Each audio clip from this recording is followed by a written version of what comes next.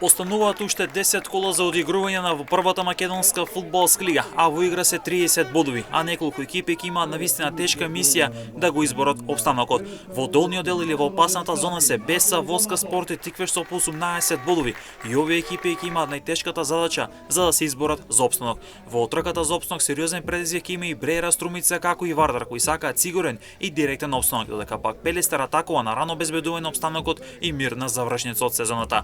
Бреера Струмица е во зоната за директен опстанок со 21 бод на своето конто, но струмичани и натаму немаат пролетен триумф, додека пак на 8-то место е Вардар, исто така со 21 бод на своето конто. Пелестер засега е сигурен во средината од табелата со досега освоени 26 бодови. Според формата од последните 5 надпревари, Бреера Струмица е во најлоша форма со само 2 освоени бодови од можни 15, па затоа и бодовната залиха која имаше на полусезон овој тим ја стопи на само +3 во однос на опасната зона. Тиквеш од можни 15 бодови освои 4, а пак Беса 5 од можни 15 бодови, додека пак Воска Спорт има 6 од можни 15 бодови на последните 5 меча, а толку има и шампионот Струга Тримлу.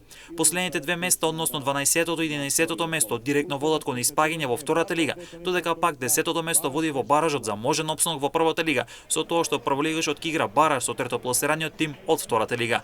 24-тото коло во првата лига овој викенд ќе се игра во петок и сабота. Поради репрезентативната пауза, мечевите од 21-то коло на втората лига ќе се играат во недела.